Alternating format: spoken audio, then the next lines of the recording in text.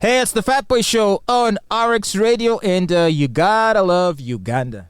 A very interesting country in which people are constantly in search of scapegoats that might give them more relevance, especially political relevance. You're not going to believe this, but there are certain members of parliament who have now come out saying they want us to dredge up the Anti-Homosexuality Bill in light of recent controversies surrounding instances of sodomy in some of our schools.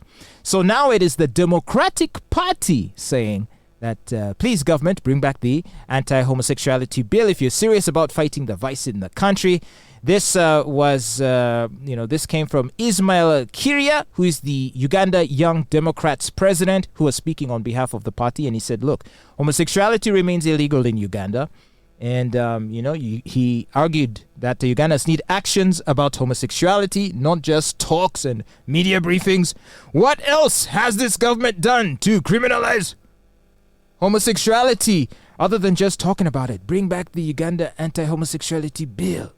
What do you think about this, Olive? Is this something we need right now? It was repealed through the actions of certain activists. It was on a technicality, but of course we know. When I had a conversation on the branch talk with Pastor Sempa, who is an activist against homosexuality, he said that this was more political. There is more than meets the eye. So I feel like Kiirya has a point, not in necessarily bringing back the bill, but he has a point because today, if you look at any local daily, you're going to find a member of parliament or the speaker of parliament or the deputy speaker or the president himself talking about homosexuality. But away from the talking, away from saying we can't allow this in our country, what are you doing about it? Or you're just paying us lip service? I mean, it's an easy topic to write on, no pun intended. But, basically, if you decide to talk about this topic, you will immediately get traction. You'll get a lot of attention and also political mileage, which is why I think it's a preferred topic of conversation by many politicians. But I feel like there is already, first of all, there are laws in the books that criminalize sexual acts against the order of nature. Yes. And previously, people have been pointing to that law as a basis for, criminalizing homosexuality. But the wording was so vague and it left it open to interpretation, which is why Bahati came out with a more, bill that addressed the issue more directly. Yes, the actual issue. The actual issue. Yes, because when you say unnatural, even the mouth is for eating. Hey! Right. Yeah, because in the modern era, many commonly practiced sexual acts, even between men and women, could qualify as unnatural. That's true. so this is a big problem. But nonetheless, on the issue of LGBT, I feel like it should not be a criminal issue. It should be a social issue. And so if as a society you feel that it is not an activity or a lifestyle you'd like to encourage, I think the community can come together and just find ways of talking about it and educating and counseling people. Because in the same way, I'm sure even he would be opposed to, let's say, promiscuity, people sleeping around, adultery. And yet we don't criminalize these things. We say, let's counsel people. Let's warn people that, look, if you step out of your partner in marriage, you can get STD, you'll get financial problems, you get divorced, you break up the family. Like, there are many ways of discouraging adultery rather than threatening to lock people up. That's true. So that even if you are opposed to homosexuality, there would be other ways of discouraging it without having to pass laws to criminalize it. No, I think we can pass laws to criminalize it. And listen to me very carefully. We can have laws to criminalize certain aspects of homosexuality. Let's say sodomy, which is the first act on another person that is not consenting. That is just rape, isn't it? Well, when it comes to homosexuality, I think they have another way of terming it. So let's have laws that criminalize certain aspects. Let's call it rape. Maybe trying to introduce young people in schools to the vice. If we can have laws guiding on that. But why? You don't just go into a school and you start to, recruiting, for lack of a better word. Grooming is the popular word now. Yes, we can have things, laws against but should it be things. I don't think it would specifically need to be with regards to homosexuality, because I wouldn't want girls to be subjected to grooming activities either, right? By their so teachers, so and it that can is just another vice that is not talked about. So why not just and this isn't it funny that in pointing to homosexuality we end up ignoring the vast amounts of grooming of girls that takes place? And I think the highest instance of sexual abuse is sexual abuse towards minors, and it and happens towards mainly, girls. and it happens mainly in homes by a Exactly. relative or even a parent. Right. So how are you going to raise a fuss about instances of homosexuality, and yet our girls and daughters are being abused and raped every single day? I think, was it 2020 where records were broken? We had about terms of 50,000 girls from the ages of 10 to 17. Teenage pregnancy. Yes. Has been at an all-time high, right? And most of the perpetrators were uncles, fathers, brothers, cousins. But uncles.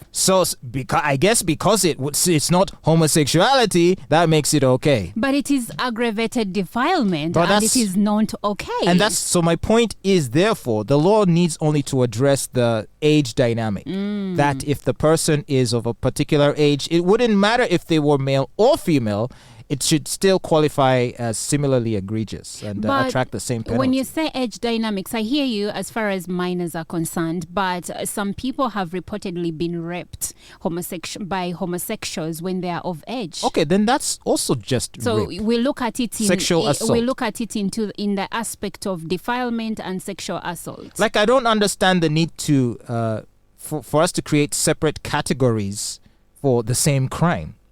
So like if you kill a man, it's murder. If you kill a woman, it's also murder.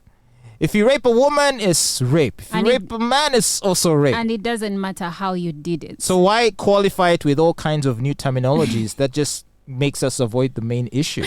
I know that all publicity is good publicity, and it's good for us to talk about things most families are not okay with, like homosexuality, because in Uganda, most people are still not warm to the idea of a gay person or gay couples.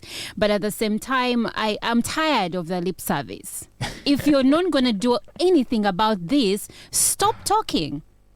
Well, I don't think that's going to happen anytime soon. They're going to keep dredging up the issue. They're going to keep talking about it. And they're going to keep, what do these people think? This has been an issue since prehistorical times. Actually, stories are told and books are written about homosexuality having existed in King's College, Budo, way back during Kabaka Mutesa's reign.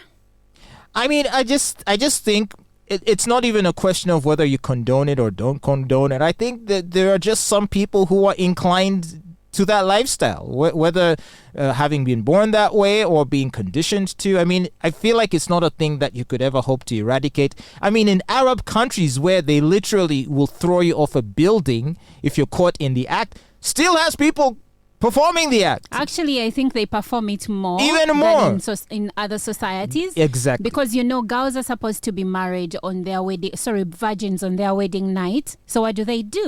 They use the back door. So that even in countries where you have specific death penalties for these acts, and they stone you to death or throw you off a building or cut off your head. Like, if even in those countries they haven't managed to eradicate the practice, how are you hoping to eradicate it with, a few years in jail? So let me ask you, now that you say that, what do you think about content, let's say books given to children? Traditionally, when you're learning about a family, it is a family that is composed of a mother, father, and their children, or mother, father, and the extended family, right? But now you see content in certain books where there is the mother, father, then there is the father and just the children, that's a single father, and then there is the mother with just the children, or mother, mother, and father, father. What do you think about that? Well, I think that is for society to deal with. I don't think it's even an issue of legality. So as parents, which I am now, so let me just speak on it.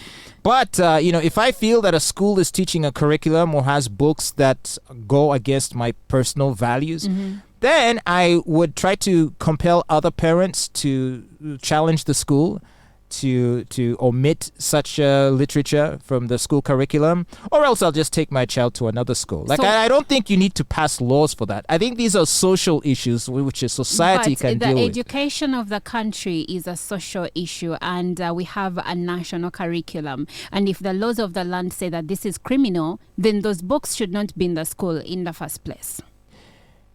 But it doesn't even have to be a criminal thing. So, for example... But for now, it is criminal to be gay. Of course, there is another debate about that. What I mean is, so, for example, doing a threesome isn't illegal. But at the same time, you wouldn't want that in a child's textbook. Oh, that is too graphic. But you see, these are not specifically illegal acts, and yet it's not something we would want to have our children exposed to. So that's how I feel. I feel like social problems should be dealt with through communities and social structures, rather than having to invoke the arm of the power of the state to enforce. But you see, the state protects us all, and where you fail to take care of your children in countries that have systems that work, the state is even going to take. No, but let me ask you, because you're concerned. So it has a say. You're concerned about what's in the books, but what about what's on television? Because I'm sure you are aware that most of what comes out of Hollywood, even children's programming, is heavy with LGBT we all have a propaganda. Yeah, that's right? true. So I don't think you say to the government, ban Netflix or ban Disney. Simply, you as a parent ensure that what your child is watching is appropriate for his or her age and is in line with your values. Yeah, we all have a stake. At home, let me do my part. At school, let the ministry make sure that the schools do the right thing. And if as a parent you find content unacceptable, then of course bring it up. So there's a Disney film that came out last year called Strange World. Did you see it? No. But one of the main characters is a gay teenager, teenage girls. boy. Okay. So you might have, your kids might be at home saying, oh, here's a cartoon, let's watch cartoon. Meanwhile, they're getting exposed to those things. So. That's why it's important as parents to first sieve through the content the children watch. But it's a bit hard, especially during holidays where they can be watching something on, let's say, Nickelodeon or Disney Junior, and you're at work. But where you can, sit with them and at least get a feel of what they're watching so that you know what content is there. Some people think that all cartoon is cartoon for kids. Do you know that? There is that cartoon called, is it American Dad? I forgot it. I don't know if that's the actual name, but it is actually adult content. But because it is animation, some people will buy it for the kids. Kumbe, the language is vulgar. Everything is not okay. Now, lately I'm lucky. South Park. My son is a teenager, so I have had him actually flag content where he's like, Mommy, I told the girls not to watch this because the language is not good. And I'm like, Isn't he a good boy? Oh, he is. Well done. Yeah. You're doing a good job as a mommy. Yeah. Raising a fine young man. A fine young man. But yeah, this is complicated. And, as a society, I guess people are just going to keep talking about this issue. I lean more towards, as I've mentioned, society and communities and families, parents handling this situation rather than invoking the arm of the state. Olive seems to think the state should be involved in at some point. At some point. Yeah. You can let us know what you think about that. And you're listening to The Fatboy Show on RX Radio.